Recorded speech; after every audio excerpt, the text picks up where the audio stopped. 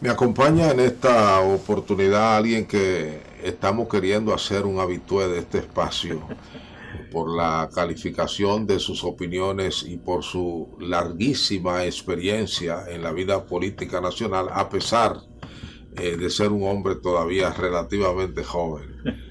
Se trata del ingeniero agrónomo don Héctor Guzmán, actualmente vicepresidente del Partido Revolucionario Dominicano y un hombre que desde su primera juventud viene lidiando con los temas políticos, particularmente entre los grupos llamados liberales democráticos de la República Dominicana.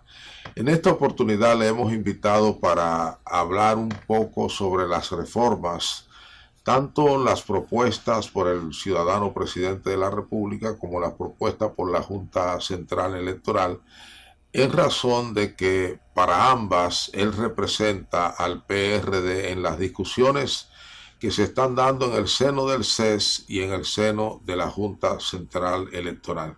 De manera que se trata de una persona calificada para ayudarnos a comprender el sentido de algunas de estas reformas, sobre todo las electorales, de manera que tanto usted como yo podamos comprender qué es lo que discuten los políticos en estos momentos. Les invito a esta entrevista con don Héctor Guzmán. Don Héctor Guzmán, de nuevo, mi gratitud por tenerlo aquí con usted, que siempre está rejuvenecido, aunque usted es un hombre joven. ¿De dónde es usted?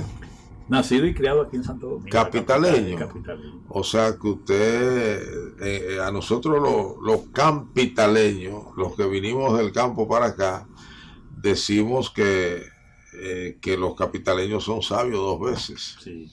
Pero déjame decirte, yo nací y me crié aquí, pero mi origen es del Cibao, de Moca. Cibaeño, mocano. Mi padre y mi madre, Son mocanos, eran mocanos los dos. Sí. Murieron los dos. Entonces usted es valiente, ¿verdad? Porque en Moca dice que no juegan con los presidentes. Si hay que dicen, quitarlos del medio, lo quitan. Así dice que entonces uno, nacido y criado en la capital, de origen, vamos a decir, campesino, cibaeño. Sí.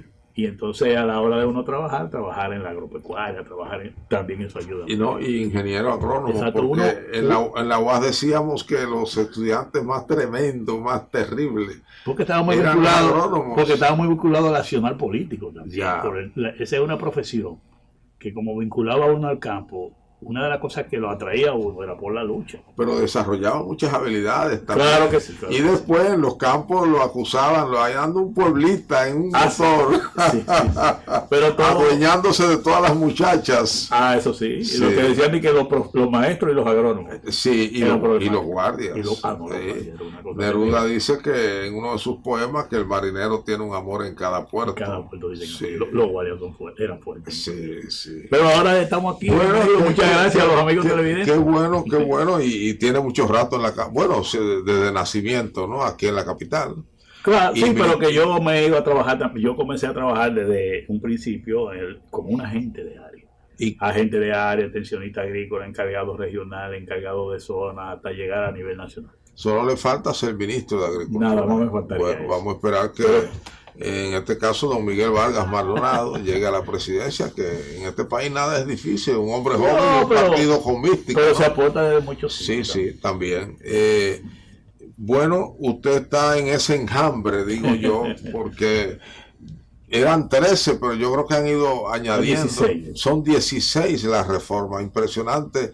Yo no recuerdo nunca que presidente alguno haya propuesto de golpe, así, juntas, 16 reformas para la discusión y la búsqueda del consenso.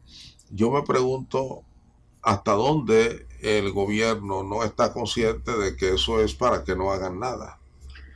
Mira, bienvenido. Tú has dicho una cosa cierta. Desde el primer día que nosotros participamos de la reunión del Consejo Económico y Social, que fuimos el presidente del partido, y yo, fuimos una delegación de 4 miembros, doña Peggy Cabral y el secretario general Junior Santos. Ahí estábamos todos los partidos, estaba el gobierno. Y es bueno que la gente entienda que ahí, en lo que llama el Consejo Económico y Social, está una representación del sector laboral, una representación del sector social, una representación del sector empresarial. Correcto. Y entramos los partidos políticos. Perfecto. Es para que la Toda gente... la sociedad. Exactamente. Entonces, cuando se estaba hablando de consensuar metodología y ese tipo de cosas, se produjeron dos planteamientos bien claros al inicio, que no se ha hecho. Primero, que como el gobierno era que estaba convocando al diálogo y había planteado las reformas, Exacto. que en principio eran 12. Presentar a los documentos. Presentar los documentos fue lo primero, por escrito, que dijera esta es mi propuesta, para en base a eso discutir. Y lo segundo fue un reclamo que hicimos nosotros del PRD, que se estableciera una prioridad en función de la coyuntura que el país está viviendo. Correcto. Porque tú me dirás a mí, bueno, ¿para qué nos juntamos todos estos actores ahí? Es para dar respuesta a asuntos que la población necesita. Que es verdad, que es democrático, que el país le conviene, un diálogo para tratar los temas. Y que los políticos, sobre todo, que no les gusta mucho dialogar entre sí. Sí. Podamos ahí llegar a consenso sobre lo que al país le conviene. Sí. Pero en función de la coyuntura que tenemos. Es decir, tenemos una coyuntura que se caracteriza por una crisis generada por la pandemia. Entonces, todas esas reformas pero vamos a establecer un orden. Sin embargo, no llegó ni salud ni economía. Todavía, no, salud está ahí, pero nunca se reunió. Esa mesa técnica. Hay una propuesta de reforma. Sí, a la salud, el sector salud. Por ahí es que nosotros vamos, por ejemplo, el sector eléctrico, que es una propuesta que está ahí, se planteó como de carácter institucional para que se discutiera en lo que se llama la Comisión Especial del Pacto Eléctrico. Okay. Porque ahí, en esa Comisión Especial del Pacto Eléctrico, para darle continuidad a ese pacto eléctrico, entonces todas las reformas que se fueran a presentar se llevaran a esa comisión especial y ahora incluyendo la representación de los partidos para que pudiera lograrse un mayor consenso. Es de ahí donde nosotros como PRD propusimos al presidente de la República que el tema tan discutido del famoso contrato de Punta Catalina, fuimos nosotros que propusimos que se llevara ahí. Sí. Y todo lo que tenga que ver con el tema eléctrico, llévalo a esa mesa de discusión porque ahí es donde podemos lograr un consenso sobre estos temas. No solo temas particulares, sino estamos hablando del sector eléctrico. Además, la ventaja que hay con los partidos es que eventualmente, aunque el CES no es vinculante, pero con la anuencia de los partidos, si los partidos hacen un consenso, se supone que sus legisladores serán anuentes. Ese es uno de los acuerdos que lo que se acuerde ahí, que implique reformas o leyes que vayan al Congreso, van a ir hasta cierto punto ya con la sanción de los partidos políticos. Y eso es importante, esa parte que tú señalas. Porque ahí se acordó como procedimiento, esos mismos señores, como tenemos los legisladores que están allá, son parte de los partidos que estamos aquí, cuando aquí logremos un consenso, sin violentar el derecho que tiene el Congreso a sus facultades de poder modificar, pero llevar un consenso ahí es una garantía. Por supuesto, si en el camino no hay adiciones o supresiones. Exactamente. Entonces, también hay una cosa, en cada uno de esos temas, los partidos que hemos estado en el gobierno, que hemos pasado por el gobierno, tenemos los especialistas. Exacto. La gente que cuenta, que hay gente que dice que el Consejo Económico y Social, esa gente ahí nos representa. Mire, ahí está, yo diría en términos técnicos y de experiencia de Estado, la mayor representación, porque está el Partido Reformista, está el PDB, estamos el PRD, y el partido del gobierno, y eso te garantiza a ti que tú vas a tener una representación de calidad calificada, como tú dices, para abordar sí, porque esa es la ventaja, no son políticos solo. Ahí está la opinión política, pero también la opinión técnica del partido. Exactamente. Por ejemplo, nosotros hemos dicho en esa parte, como hemos señalado, que lo que hay que establecer es una prioridad. Pero la prioridad tiene que ser en función de la coyuntura. ¿Pero se acogió o no eso? No se ha puesto en práctica eso. Se han comenzado a instalar varias mesas técnicas y otras aparecen, se reúnen una vez, pero no hay esa yo diría son 13, son 16. Bueno, vamos a establecer cuáles son las 3 o 4 primeras. Sí, exacto. Y todos los esfuerzos vamos a dirigirlo por ahí. Sí. Fíjate cómo ahora salen esta semana el tema de la reforma constitucional. ¿Cuál es la pregunta que uno se hace? Que nos la hacíamos ahí, en ese diálogo decíamos, pero vengan acá, ¿estará el país en condiciones o demandando en este momento una reforma constitucional? Además es un tema muy divisionista. ¿Me entiendes? Y ya comenzamos con los temas electorales que tú estás planteando, que fue la razón fundamental por la que tú me invitaste a este programa. Ya ahí se plantea un tema de carácter electoral. Oye, ¿cuál tema? En adición a las dos leyes que estamos allí. que cuando tú pones un tema de carácter constitucional, Sí, lo sí, que está sí. discutiéndose allí va a depender de lo que Sí, pase ahí. sí, por supuesto. Entonces ya tú estás supeditando lo que Sí, se sí, comenzó sí. allí Sí. a lo que pase aquí. Entonces, ¿qué pasa? Cuando ahí se plantea unificar las elecciones, pero oye, ¿para cuándo? Para el 2028. 28. Sí, así que lo plantean. Entonces, cuando tú estás planteando un tema de carácter electoral como ese, tú le estás diciendo a los que estamos allí discutiendo la ley de partido, la ley electoral, que hay que esperar que esto se defina, porque tú no sabes si es verdad que van a ser unificadas en un año o si van a ser cada 2 años. O sea, uno no sabe lo que puede salir de ahí, porque la Asamblea es soberana. Sí, sí, sí, sí. O sea, fíjate cómo ese tema, que es el mejor ejemplo, que hoy, que en esta semana aparece en los medios de comunicación como un tema fundamental, principal. Tú dirás, bueno, pero ¿hasta dónde este pueblo entenderá que para los problemas que estamos pasando ahora, de carestía, de alto costo de la vida, Eso la es reforma un ruido innecesario. o una distracción de Sí. todas las energías? Es un ruido Eso es lo que innecesario. pensamos nosotros. Sí. Yo me cuestiono eso. Yo digo, señores, pero ¿hasta dónde en la situación que nos encontramos a nosotros es conveniente una discusión en toda una reforma constitucional? Y además ahí hay otro tema sumamente vidrioso, que es el tema de la independencia del Ministerio Público. Que eso está... Eso no es tan fácil. No, y hay cosas peores. Ahí está el que para tú pertenecer a la Junta Central Electoral, a la Suprema Corte, que tú tienes que tener 5 años antes sin vida política. Sí, ¿Y Lo tú crees que los políticos sí. te van a aprobar eso? No, y además plantea un problema práctico y filosófico que tú estás creando por vía indirecta ciudadanos de primera y de segunda categoría. Exactamente. Entonces nosotros, esos son El que practica la política tiene que ser visto como un ciudadano que no puede renunciar a sus deberes y sus derechos. Pero aquí hay ejemplo, bienvenido. El hoy presidente del Tribunal Constitucional, cuando él lo designaron presidente del Tribunal Constitucional, él había renunciado, o había abandonado, o había tomado una licencia, que era vicepresidente del PRD. Así es. Y la gente valora su gestión como muy Pero, buena. exacto, porque él es un gran profesional. Entonces hay otra cosa. Pero además el presidente de la República Pero no es político. Y el administrador del Banco de Reserva. Todos los presidentes son políticos. Yo te voy a decir, en esa reforma se está planteando algunas modificaciones que tienen que ver con el Tribunal Constitucional. Y cuando yo veo cosas como esa, yo me recuerdo del difunto Jacobo Maluta, que en paz descanse, que para mí me dio una frase una vez que se me ha quedado grabada. Un hombre con esa experiencia de Estado, con ese nivel que él tenía, me dijo una vez, mira esto, cuando tú estás gobernando, lo que va bien no se toca. Tú te encargas de lo que va mal. Exacto. Entonces yo aplico eso con el Tribunal Constitucional. Oye, todo el mundo alaba que ese tribunal va bien. Yo puedo estar de acuerdo o no, pero la mayoría de los actores importantes entonces dicen, eso va bien. Además, es un tribunal muy joven. Pues es otra. Tú tienes que esperar que madure, porque tú no puedes juzgar un proceso cuando apenas comienza o está por la mitad.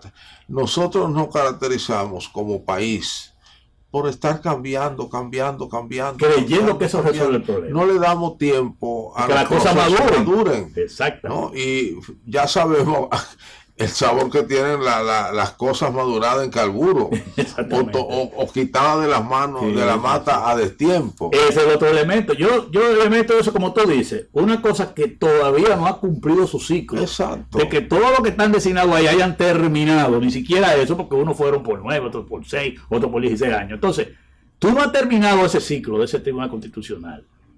Va haciendo una labor que la gente va valorando bien. Entonces, ¿para qué tocar?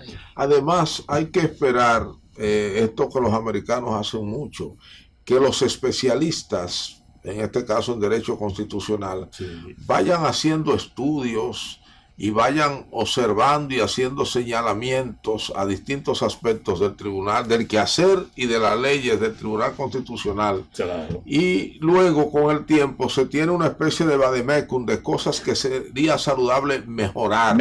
Y ahí tú entras Exacto. en esa posibilidad. Pero esas son de las cosas, como te digo, en resumen, del tema del Consejo Económico y Entonces, Social. eso es un gran obstáculo que yo me imagino que debe tener preocupado al profesor Rafael Toribio, porque él es el primero que debe saber que él mismo no puede manejar 16 reformas al mismo tiempo. Yo lo he conversado ni siquiera coordinarlas. Yo he conversado mucho con él porque yo soy el enlace del partido también con la coordinación del Consejo Económico, y a veces me siento con él a conversar y yo le decía, por ejemplo, ese tema que estamos viendo ahora de que descarnetizarlo a los trabajadores, Sí, haitianos, sí. ese es un tema que yo digo, le decía yo al profesor Toribio, pero aquí hay una mesa técnica de relaciones exteriores y migración, donde están los mejores especialistas de los partidos y el mismo Consejo Económico y Social, están los empresarios, están todos los actores aquí. Ese es un tema que el presidente puede mandarlo aquí. ¿Por qué?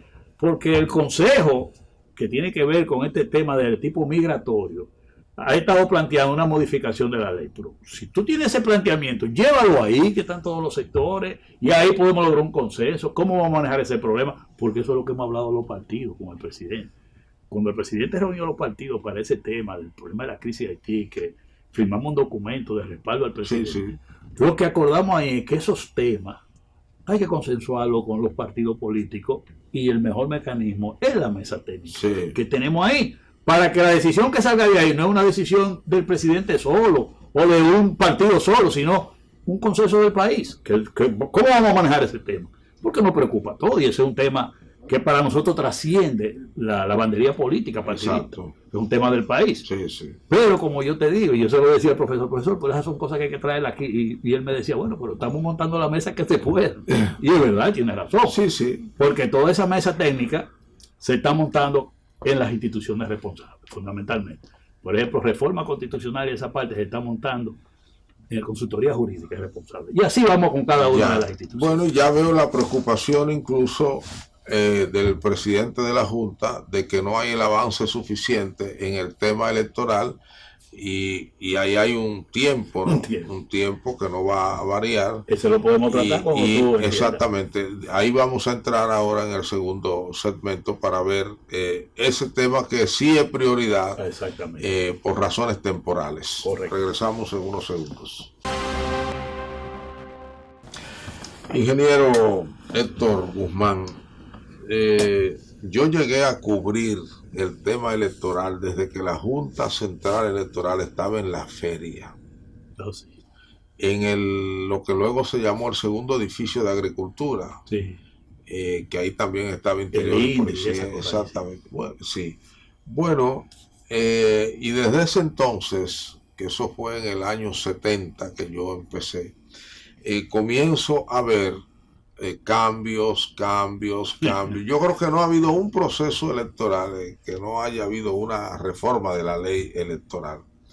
Y yo me pregunto, ¿se trata de un proceso normal de ir perfeccionando el sistema electoral dominicano o es un hábito ya entre políticos y la Junta de ir cambiando por cambiar? Bueno, mira, bienvenido. El primer diálogo que a mí me tocó participar muy activamente fue cuando la crisis del 1994. Ya. Yo en ese entonces estaba representando a Jacobo Malutta, que tenía el PRI. Y ahí fue cuando se produjo la reforma constitucional aquella, que a partir de ahí fue el famoso Pacto por la Democracia. Sí. Entonces, en esa delegación que representaba a Jacobo Malutta, ahí fue que yo comencé a participar con Agripino en esos días. Y de ahí para acá, ya me han tocado muchos diálogos, ahora incluyendo este. Y mi conclusión con esas reformas de la ley electoral y ahora la elaboración fue de la ley del partido, que no la teníamos. Sí. Que duramos con esa ley 14 años discutiendo. 14 años, punto por punto. Y al final prácticamente la sancocharon.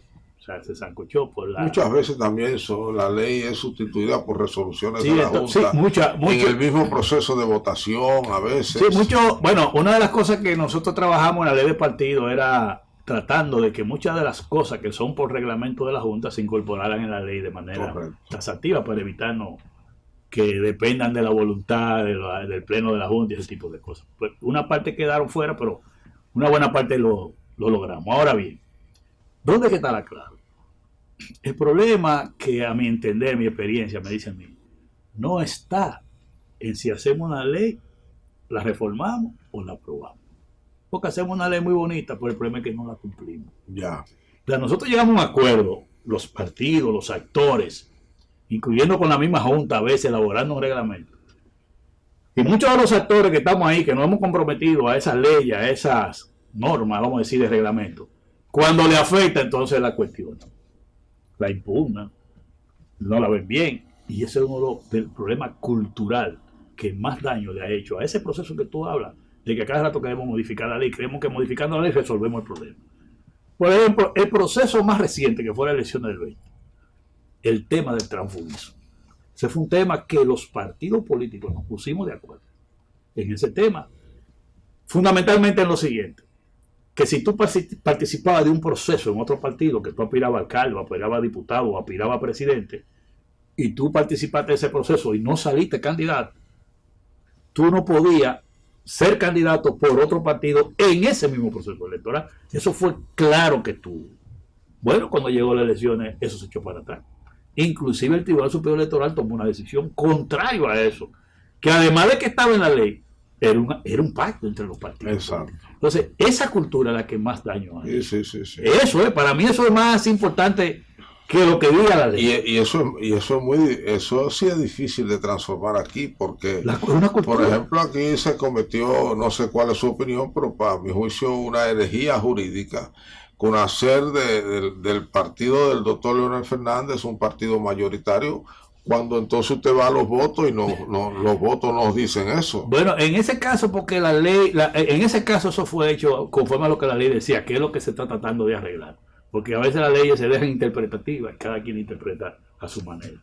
Pero eso es decir, ahora, donde está la gravedad es cosas fundamentales que nosotros aprobamos y acordamos, y después hasta el tribunal te lo cambia. Y está la discusión de si el puesto, la curul o el puesto es del partido o es del individuo. Ahora mismo es ese tema. Mira, una de las reformas precisamente sobre el transfugismo que la Junta está planteando en su propuesta es primero definir claramente el transfugismo. Exactamente, eso veo. Y le están llamando el transfugismo que se da antes de los procesos internos de escoger los candidatos. Ellos le llaman a eso transfugismo electoral. Es decir, en lo que se da en la precampaña, que estamos hablando de una persona que no sale candidato y se va a otro partido. Sí. Ellos le llaman transfugismo electoral y están poniendo sanciones para eso. Si tú te participaste de aquí y te vas a inscribir en el proceso de otro partido, uno de los requisitos es que tú no hayas participado en un proceso de otro partido. Uno de los requisitos que se está poniendo.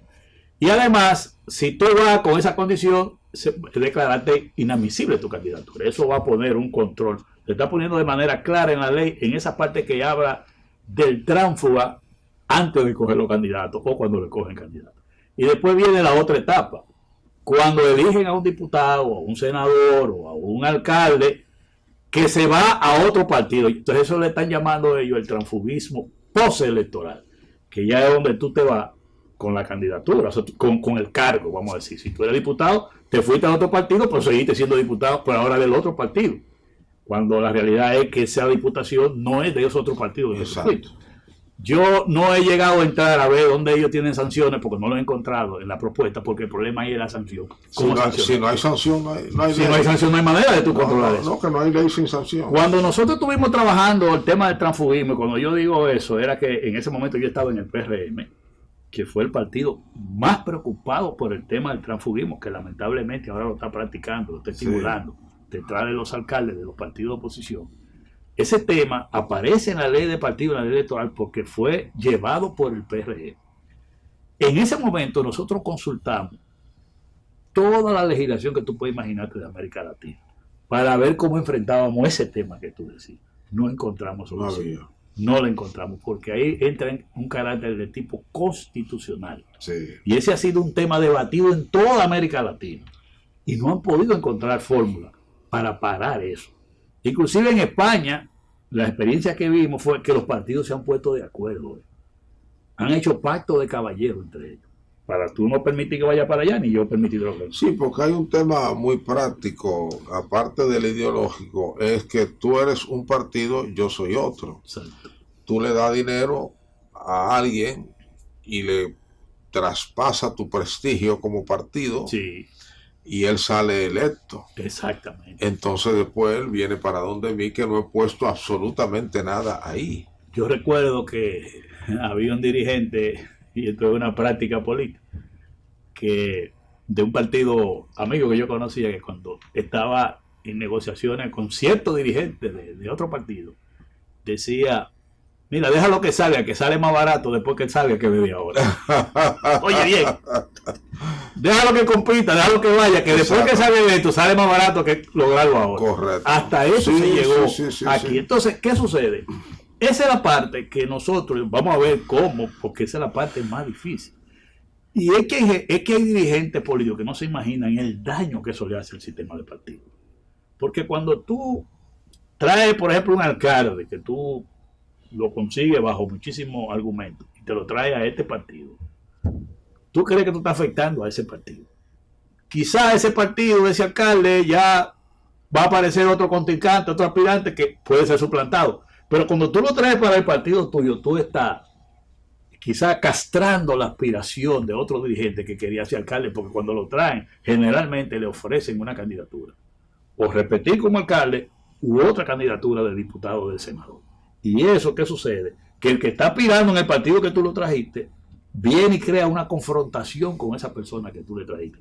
Y a veces pasa, y en este caso lo hemos vivido, que un dirigente que se ha venido desarrollando, un dirigente joven, se ha proyectado, tiene una buena imagen, y cuando da el paso y la gente comienza a decirle tránsfuga, tú estás castrando un liderazgo que ha costado mucho construirlo, y que es un liderazgo más que de un partido, es de la democracia. Sí. Entonces eso es dañino, y por eso yo siempre he sido opuesto a eso, pero radicalmente. Desde el punto de vista ético es reprochable, porque uno sabe que hay dinero siempre de por medio. De todo. Entonces tú conviertes a la política en lo que todos queremos que no sea, en un negocio puro y simple. Estimula eso. Sí, lo estimula bastante, y además vacía la política de la ética. Nosotros hemos dicho que eso es lo que lleva mucho a la degeneración de la actividad. Sí. Y eso hace mucho daño. Y siempre lo hemos enfocado, no por un partido,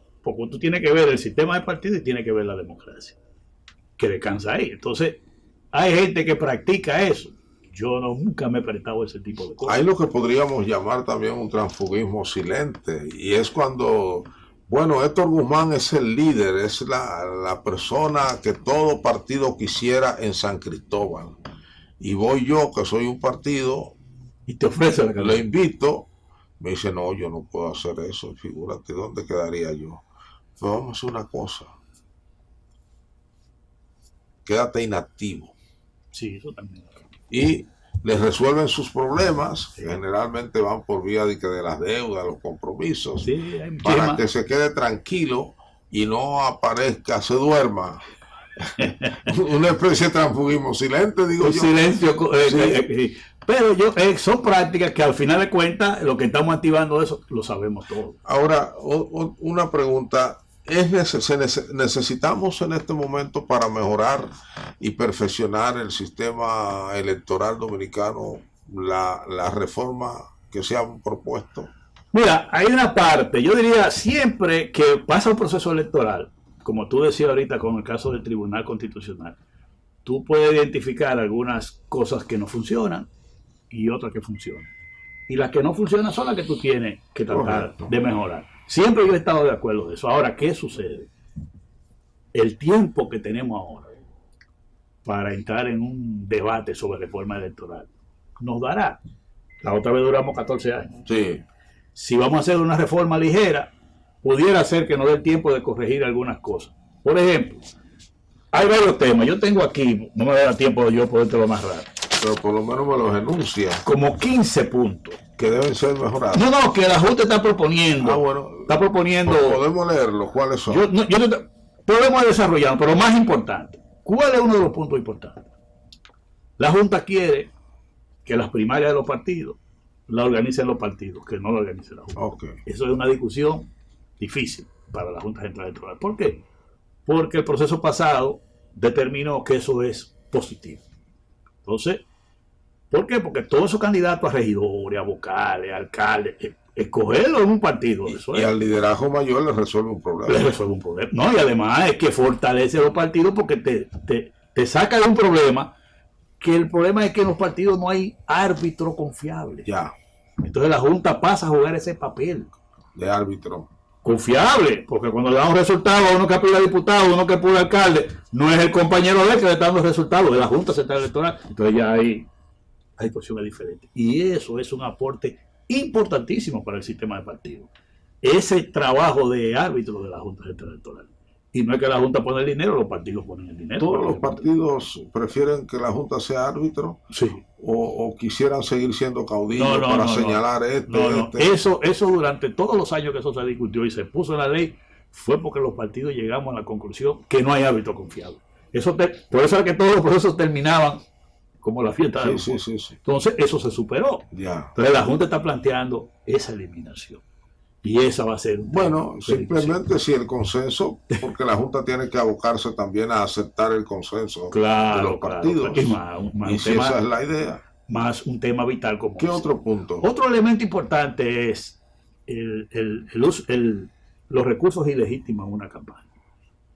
La Junta está planteando, y eso nosotros estamos muy de acuerdo, sanciones fuertes para lo que llaman la utilización de fondos de manera ilegítima, que eso puede ser de corrupción, de todo tipo de cosas y hasta de narcotráfico, que es un tema importante. Y no hay un límite, por ejemplo, para las donaciones del 70%. Sí, ellos están planteando también, porque lo que está por encima de ese límite sería ilegítimo. Sí, exacto. Ellos están planteando también, la Junta está planteando también inclusive disminuir el costo de la campaña, reducirla casi en un 75% lo que sería ese tope. Ese es un planteamiento que ellos están haciendo ahí, cosa que nosotros en el análisis lo hemos compartido porque creemos que eso ayuda a la equidad. A la equidad. Nosotros esa parte la estuvimos analizando y la compartimos. Y entonces en ese caso ellos están planteando esa parte. Y la contribución, que el tope de una contribución individual no debe pasar de más de un 1%, ellos están reduciendo eso a la mitad. ¿1% de qué? De la contribución del tope. Si a una campaña un candidato va a necesitar 3 millones de pesos, supongamos, una cantidad determinada de dinero, un regidor, tú no puedes darle como contribución individual más de un 1% de ese tope. Okay. Ellos están poniendo, en vez de un 1, que es lo que existe en la ley. Pero cada candidato entonces pondrá su tope. No, la ley se lo pone, porque la ley está diciendo tanto peso. No, está bien, pero el costo, quiero decir, el tope del costo. Yo puedo decir, no, mi campaña va a costar 50 millones. Pero no puede pasarte de lo que dice la ley. Sí, pero yo nada más tengo que abultar la base para aumentar la donación. No, porque él también tiene que registrar la donación. Ya. Cada donante hay que registrar. Vamos a ir a un segmento comercial para venir a la última parte del programa y ver si podemos, aunque sea anunciar varias de las propuestas de la Junta. Sí. Vamos a seguir viendo la propuesta de cambios que hace la Junta Central Electoral y los comentarios del ingeniero Guzmán. Mira, por ejemplo, la ley de partido, yo hice un resumen aquí, tiene 81 artículos. Sí. Más o menos yo he tratado de buscar los 15 que entendemos más importantes.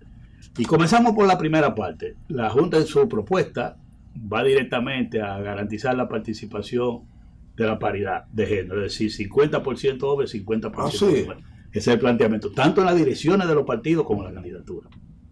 Ese es un avance. Por lo menos la sociedad lo acepta, yo creo. Sí, claro. Inclusive yo creo que los partidos... Y las damas se sentirán... Nosotros estamos de acuerdo porque nosotros... Las damas se sentirán muy bien.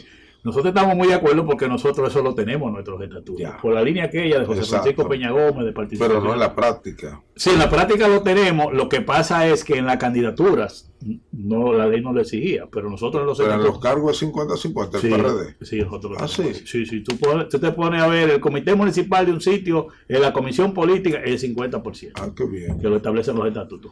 No podemos negar que tenemos dificultad en que aparezcan esa cantidad de mujeres para optar por posiciones. No podemos negarlo. Por eso nosotros vivimos incentivando a las mujeres que se metan a la política. Exacto. Porque las mujeres quieren espacio, pero tenemos que tener mujeres que estén dispuestas a hacer política, a trabajar socialmente y ese tipo de cosas. Lo que tienen que hacer los hombres es aflojarle un poco la cocina. Bueno, ya lo exactamente. Un tema importante es para el reconocimiento de un partido, que ahora, además de establecerse lo que ha sido la norma del 2% de los votos válidos emitidos en los últimos procesos, viene un elemento importante, y es que no pueden estar inscritos en otros partidos. Eso es para evitar lo que le llaman la doble militancia. Sí. No, si tú quieres reconocer un partido y tú me traes a mí el 2% en cuanto a la cantidad, del monto de los que votaron en el proceso anterior, votos válidos. Eso no será difícil cumplirlo porque la mayoría de la gente no está registrada aquí en los partidos. Exacto, pero además como la Junta tiene el registro de los padrones de los partidos, puede hacer cruces y se da cuenta si le han puesto. Aquí siempre ha habido lo que llaman una militancia informal. Ahora mismo está esa gente que no pertenece a un partido, está por encima del 40%. Yo recuerdo el caso de Hugo Tolentino, que los PRDistas lo impugnaban porque no era PRDista. Y Peña Gómez entonces demostró que toda su vida había estado al lado del PRD. Claro, porque siempre se pedía una certificación del tiempo de militancia para tú puedas aceptar una candidatura. Ya.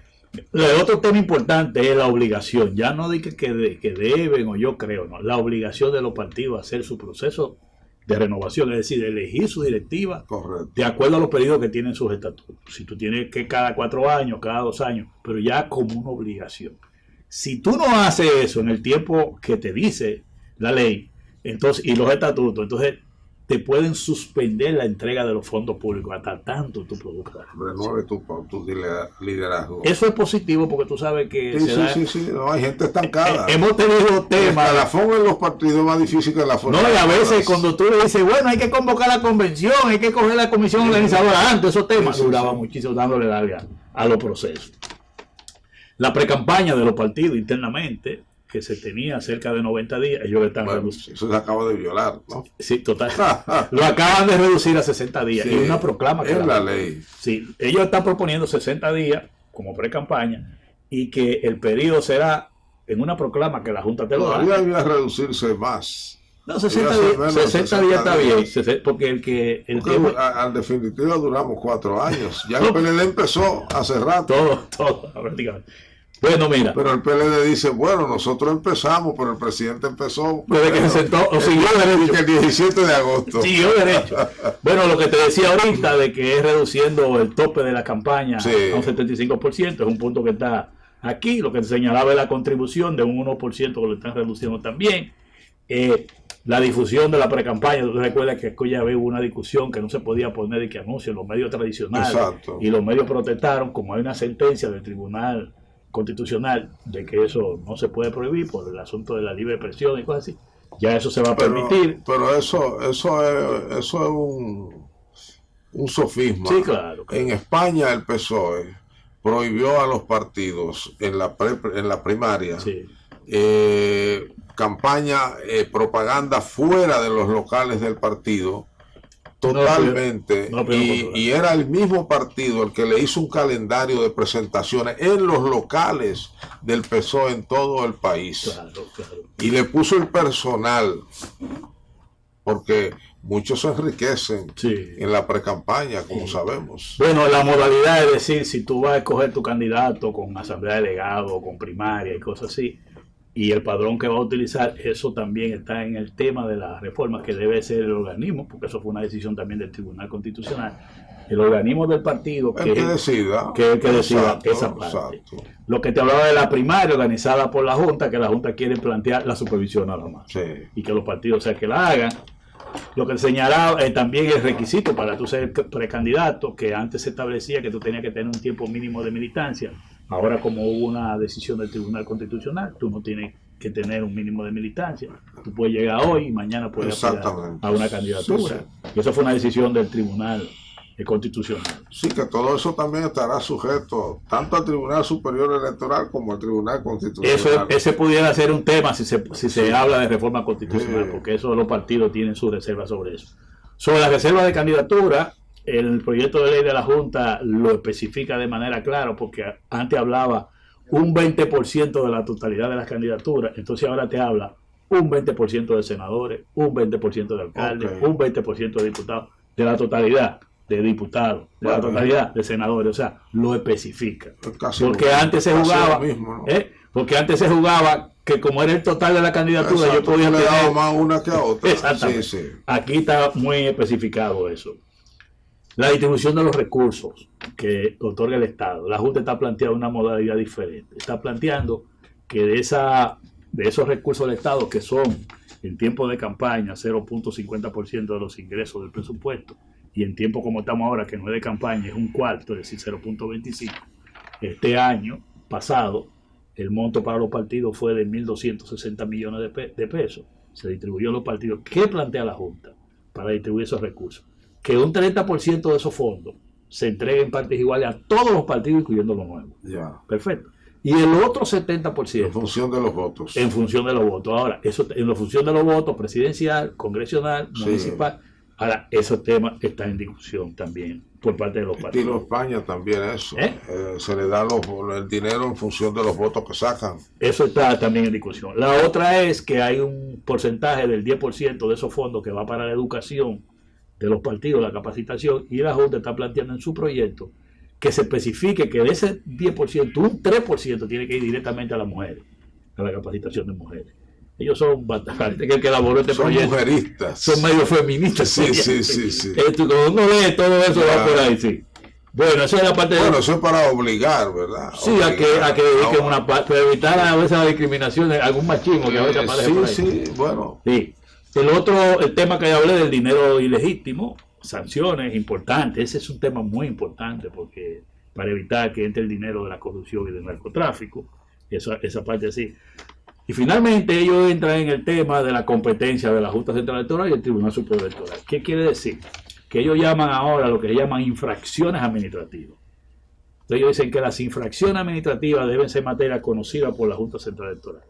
Y los delitos y crímenes electorales por el Tribunal Superior Electoral. Bueno, hacen esas dos diferencias. Bueno, en esa parte, esa más o menos es un resumen. Sí. Esto nada más es de la ley de partido. Después de la ley electoral, entramos los otros temas. Veo que habrá discusión para rato. Son temas que para los partidos son importantes. Son muy importantes. Pero yo creo que no, que al tribunal hay que dejarle sus alas. Ahí quien tiene que afinar el lápiz es la Junta. Que el árbitro. El árbitro y el que monta el proceso. Cero discrecionalidad a favor de la Junta. Por cierto, para ahora, que se tenga que acoger. Sí, por cierto, porque también en la Junta, recordémonos, y yo no te involucro en esta opinión, recordemos al emperador Rosario. Que era muy... No, emperador, y hacía al final lo que le daba la gana. Una vez hubo un tema ahí de los resultados de Pedernal y de la Vega, que se lo trajeron para la capital. No, sí, lo de Pedernal. Y todavía acusan de que él hizo senador al amigo...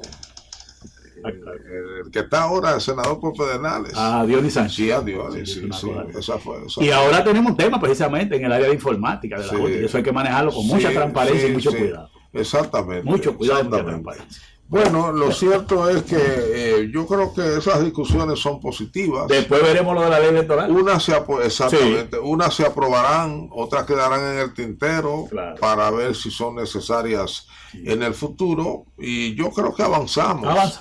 Esta es una democracia ejemplar en América Latina, en el sentido de que hemos tenido una extraordinaria estabilidad política durante muchos años. Desde el último golpe de Estado fue en el 63. Somos un ejemplo por eso. Sí. Yo creo que con la bulla del merengue y de la bachata y el dembow, pues hacemos muchas veces la tarea, ¿no? A veces en medio de discusiones, pero hacemos la tarea. Y yo creo que lo positivo de este tipo de propuesta es la idea, la intención de ir mejorando y purificando los procesos. Estoy de acuerdo. Que la sociedad misma se va a ir acostumbrando. Porque la política es dinámica, va cambiando, te tiene que ir adaptando. No, y al dominicano tienen que sacarnos de dentro la idea de que uno puede hacer cuando quiera lo que le dé la gana. Exactamente. Tenemos que llegar a una democracia de instituciones. Y como te decía de un principio, poner una ley bonita, pero cumplirla. Algo que la gente no advierte, tenemos varias elecciones en las que las personalidades no tienen que ir a resolver conflictos. La famosa, ¿cómo llamaba? Comisiones notables. Sí, comisiones de notables. Y eso es un avance en el proceso, una madurez, tanto de los políticos como de la sociedad y de los funcionarios de las instituciones. Sí, mira, esa última, el proceso electoral, hubo un momento en que tuve una situación difícil, la madurez política. Sí. Ingeniero Héctor Guzmán, como siempre, le agradezco muchísimo. Usted es una pena que usted no escriba toda esa experiencia y esos conocimientos, porque es un legado que usted dejaría. Habría que hacerlo. Para que no se pierda en el camino, porque luego los que vengan atrás se den cuenta cómo era la cosa. para que no ocurra lo que siempre ocurre, que cada generación cree que el mundo empezó con él. Le agradezco sobremanera su gentileza y sus conocimientos, compartiéndolo aquí con nosotros y con nuestra audiencia. A ustedes, gracias por igual. Nos vemos en el próximo programa.